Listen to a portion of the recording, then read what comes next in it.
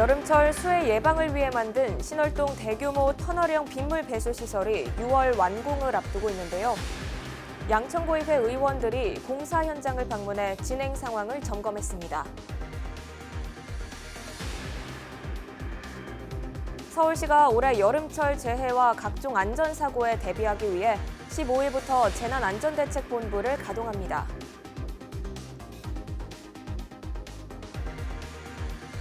미디어 환경이 다양하게 바뀌고 있는 가운데 케이블 TV 지역 채널만이 재난방송과 지역성을 실현하고 있다는 평가가 잇따르고 있습니다. 재난이 지역에서 발생하는 사례가 많고 이 부분을 자세히 전달할 수 있는 것은 지역의 방송, 특히 우리 케이블 지역 채널밖에 없다고 생각이 됩니다.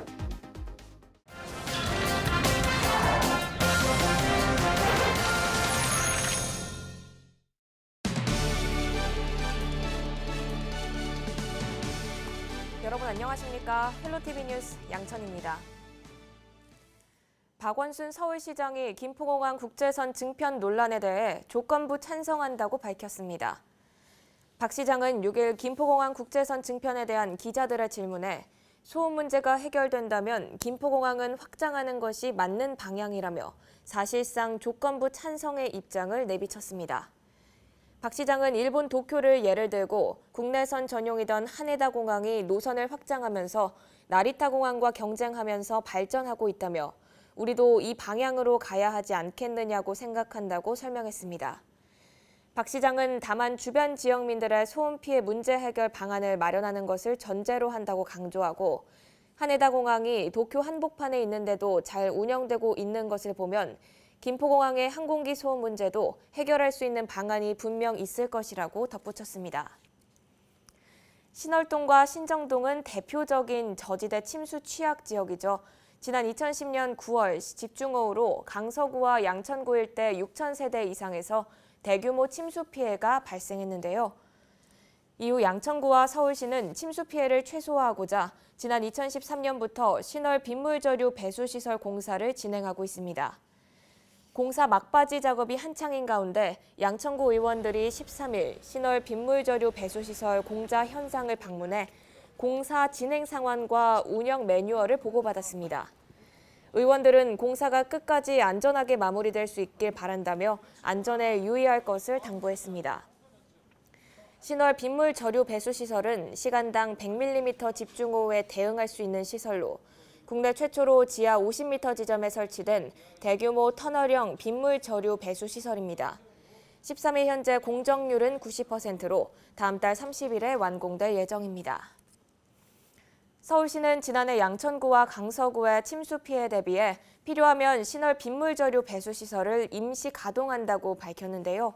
시의 발표와는 달리 작년 집중호우가 있었는데도 시설은 결국 작동하지 않았고 신월동 일대는 침수 피해를 봤습니다. 당장 다음 달 완공 예정인데 올해는 어떨지 주민들의 걱정이 큽니다. 서울시의회 도시안전건설위원회 위원인 김희걸 의원 전화 연결해 자세한 얘기 나누도록 하겠습니다. 의원님 안녕하세요. 예, 안녕하세요. 네, 해마다 이제 양천구 신월동과 이 신정동 일대는 적잖은 침수 피해가 발생하고 있는데요. 왜 이곳들이 침수에 취약한지 이유를 좀 설명해 주실까요?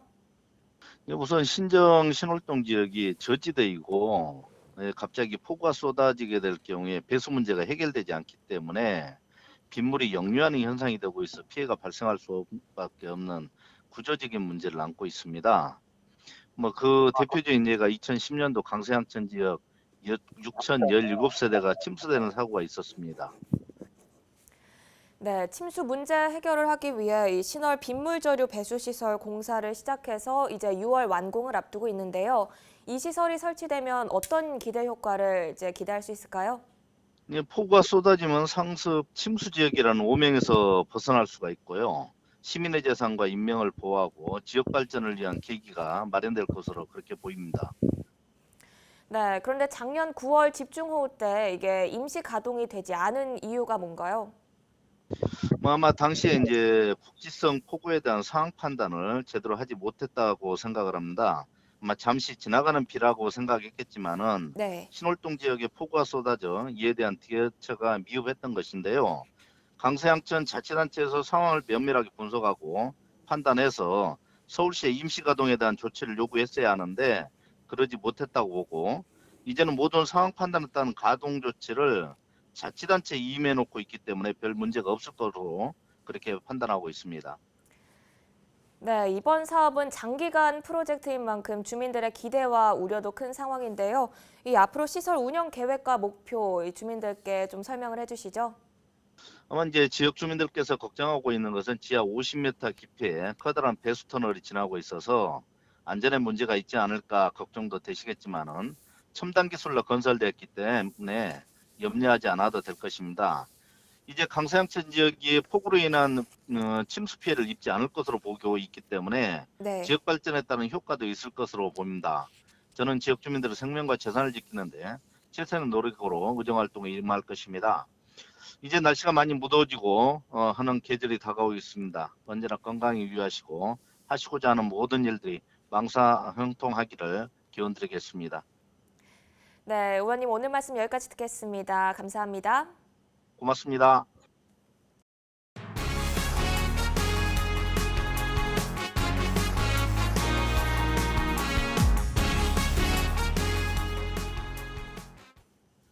네, 다음으로 주말 사건 사고 소식 살펴보겠습니다.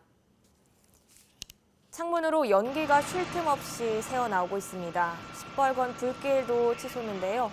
13일 새벽 2시 10분쯤 신정동의 한 8층 건물에서 불이 났습니다. 불은 4층 법률 사무실에서 시작됐으며 안에 있던 50대 변호사 김모 씨가 대피해 다행히 인명피해는 없습니다. 불은 소방 인력 76명과 경찰 15명 등이 동원돼 50분 만에 꺼졌습니다. 이 불로 4층 사무실이 모두 타고 5층 외벽이 그을리는 등 약 5천만 원 등의 재산 피해가 났습니다. 경찰과 소방당국은 정확한 화재 원인을 조사하고 있습니다. 미래 직업체험 박람회가 오는 18일 양천공원에서 열립니다.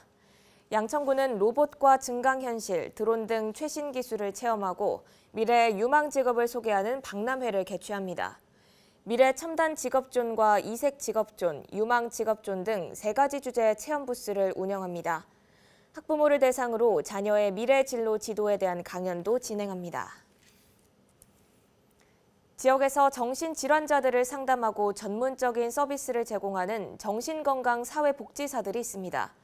진주 사건 이후 이들의 업무는 크게 늘었는데 이를 뒷받침할 체계가 마련되지 않다 보니 다른 정신건강 업무에 공백이 생기고 있습니다. 최양지 기자입니다.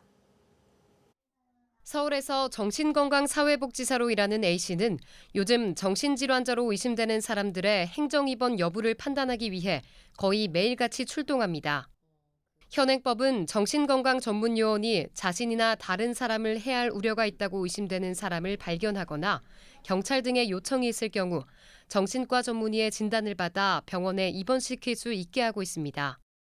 행정입원을 진행하는 과정에서는 위험에 노출되기도 합니다. 저는 솔직히 형한테 맞은 적도 많이 있는데 지금 뭐 진주 사건처럼 자타의 위험성이 있는 정신질환자 관련돼서는 2인 1주로 출동을 해서 평가를 해야 되는데 이게 인력적으로 많이 힘들죠. 정신과적 응급 상황에서의 현장 대응 안내 매뉴얼을 보면 이처럼 직접적인 위험에 닥쳤을 때 정신건강증진센터는 경찰에는 현장 출동을, 소방에는 환자 이송 요청을 할 수 있습니다.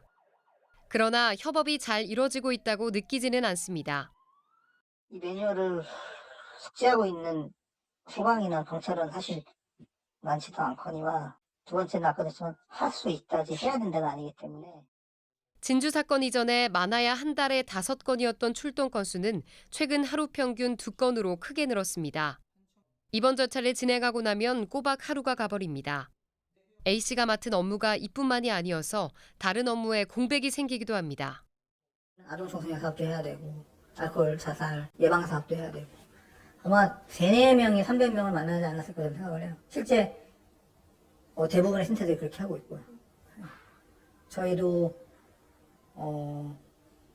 4-5명이 약 400-500명을 만나고 있으니까 A씨는 인력과 예산 확대가 필요하다고 지적합니다.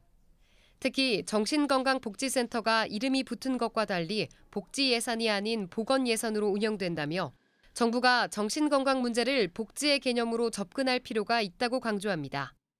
TBS 최양지입니다.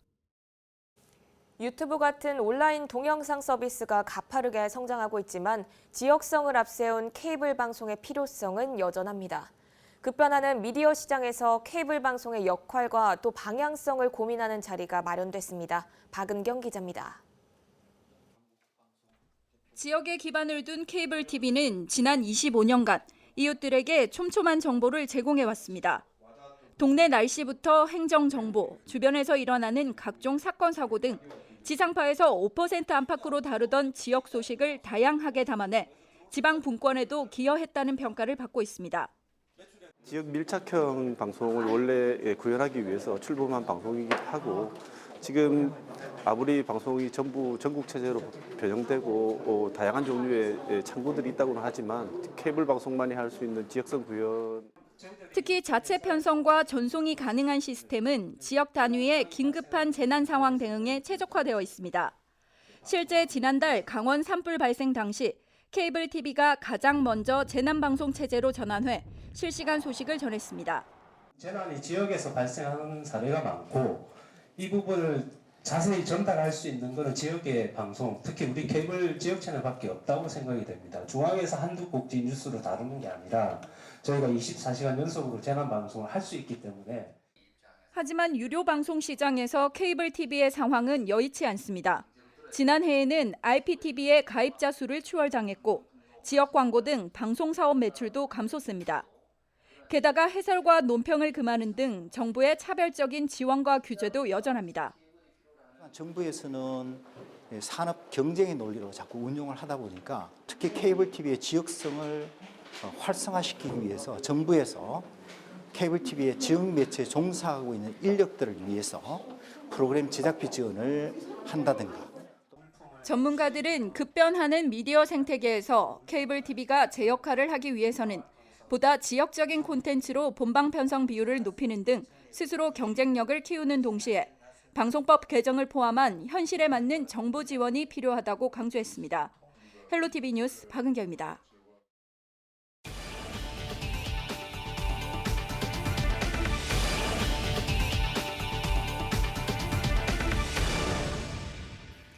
주민자치센터나 도서관 등 서울시내 유휴공간 100여 곳이 동네 배움터로 선정됐습니다. 동네 배움터는 서울시내 각 자치구의 유휴공간에 생기는데요. 자치회관과 마을 커뮤니티 공간, 카페 등 총 111곳입니다. 동네 배움터에서는 어린이와 청소년, 시니어 등을 대상으로 생활 밀착형 체험, 광자 등의 프로그램이 마련됩니다. 은평구에는 11곳의 동네 배움터가 생기고 배움터에서는 주민자치 리더십, 독서 토론 등을 주제로 한 프로그램이 운영됩니다. 서울시가 승용차 공동 이용 서비스 나눔카를 2022년까지 10,000대로 늘리고 주차 공간도 확대할 예정입니다. 시는 이 같은 내용의 나눔카 3기 사업을 다음 달부터 2022년까지 추진한다고 밝혔습니다. 서울시는 우선 나눔카 10,000대 확보를 목표로 현재 2곳인 나눔카 사업자를 3개에서 4개로 늘릴 계획입니다. 시는 오는 24일까지 사업자를 모집하고 이달 말 최종 사업자를 선정합니다. 주차 구역 확대도 추진합니다. 최근 개정된 서울시 주차장 설치 및 관리 조례를 살펴보면 공영주차장과 공공부설주차장에는 최소 1면 이상을 나눔카 주차구역으로 설정할 수 있습니다. 서울시는 나눔카 주차면이 없었던 공영주차장 55곳과 공공기관 부설주차장 102곳에서 최소 157면 이상을 나눔카 주차 공간으로 확보할 예정입니다.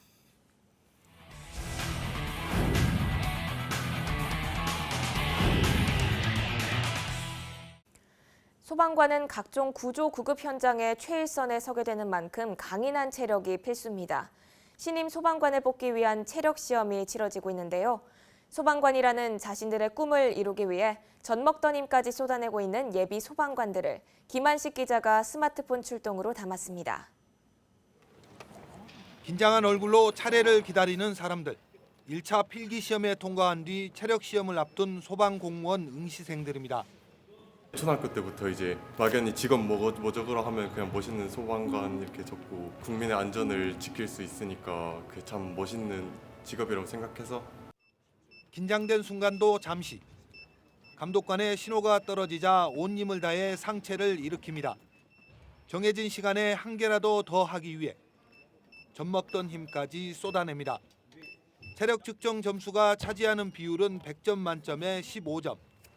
하지만 0.1점 차이로 당락이 결정되는 만큼 응시생들에게 체력 훈련은 필수입니다. 긴장은 되는데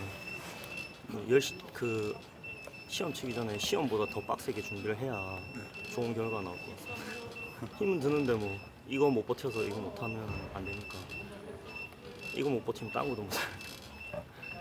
지난 8일부터 전국적으로 시작된 소방공무원 체력시험은 10일까지 3일 동안 진행됩니다. 올해 5천여 명을 선발하는 소방공무원 시험에 모두 4만 5천 명이 넘는 응시생들이 도전장을 던졌습니다. 긴장감에 실수가 나오자 곳곳에서 아쉬운 탄성이 터져 나옵니다. 기대했던 만큼 성적이 나오지 않았지만 그래도 끝까지 포기하지 않습니다. 연습할 때보다 좀 안 나와가지고 좀 아쉬운데 끝까지 열심히 해야지. 전 유연성이 안 돼가지고 유연성 연습할 때도 좀 힘들었어요. 응시생들에게 마의 종목으로 불리는 왕복 오래 달리기입니다. 3, 2, 1, 시작! 20m 구간을 점차 속도를 올려 78차례를 달려야 10점 만점을 받을 수 있는데 강인한 체력이 요구되는 종목입니다. 실제 레이스를 완주한 응시생은 절반 정도. 경쟁 관계지만 박수로 격려합니다. 악천후와 긴급 재난 상황에서 활동해야 하는 소방관들에게 강인한 체력은 필수 조건입니다. 국민의 생명과 재산을 지키기 위해서는 기초적인 체력이 필요하게 되고 재난 현장에서 나 자신, 나아가 동료의 목숨까지도 책임져야 하는 부분이 필요하기 때문에 체력 시험을 통과하면 면접을 거쳐 오는 7월 4일 최종 합격자가 발표되고 합격자는 교육 과정을 거쳐 정식 소방관으로 임용됩니다. 헬로티비 뉴스 김한식입니다. 서울시가 올해 여름철 재해와 각종 안전사고에 대비하기 위해 15일부터 재난안전대책본부를 가동합니다. 시는 먼저 폭염관리 TF를 구성해 노인과 쪽방주민, 노숙인과 중증장애인 등 취약계층 주민들이 안전한 여름을 보낼 수 있도록 사회안전망을 구축할 계획입니다. 또 6월까지 침수 취약 지역의 빗물 펌프장 등 방제 시설을 점검하고 주택가 침수 취약 지역에 물막이판과 수중 펌프 등 침수 방지 시설을 확충할 계획입니다. 은평 향림공원이 꿀벌이 함께 사는 생태마을로 조성됩니다. 서울시는 올해 생물이 함께 사는 마을 만들기 사업 대상지로 7곳을 선정했다고 밝혔습니다. 생물이 함께 사는 마을은 멸종 위기종인 맹꽁이와 꿀벌 같은 생물의 서식 환경을 만드는 사업입니다. 이 중 은평 향림공원은 꿀벌이 함께 사는 생태마을로 선정됐으며 올해 말까지 무궁화나 헛개나무 같이 꿀벌이 꽃꿀을 찾아 날아드는 식물인 밀원식물을 심습니다. 목동 중심 지역의 지구 단위 계획이 변경됐습니다. 서울시는 제4차 도시건축 공동위원회를 열어 목동 중심지구 내 목동 924번지에 대한 지구 단위 계획 변경안을 수정 가결했다고 밝혔습니다. 해당 지구는 2017년 목동 중심지구 지구 단위 계획 재정비 시 정보산업 고도화 기능 축소로 생기는 빈 곳을 활용하고 상업 업무 중심의 기능을 보완하기 위해 지정 용도를 해제했습니다. 이에 따라 전신 전화국과 통신용 시설로 되어 있는 기존 지정 용도를 유지하는 비율에 따라 6%에서 16%를 공공기여해야 합니다. 이화여자대학교 의료원은 이대 서울병원 정식 개원을 앞두고 기자간담회를 열었습니다. 기자간담회에서는 100여 년 전 보구여관에서 이화의료원, 이대 서울병원 개원으로 이어지는 역사적 의미와 향후 운영 계획을 설명했습니다.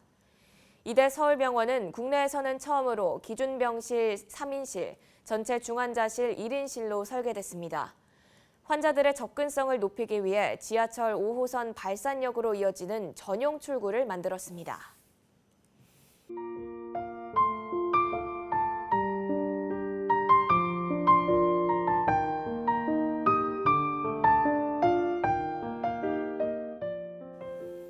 이상으로 뉴스를 마칩니다. 함께해 주신 여러분 고맙습니다.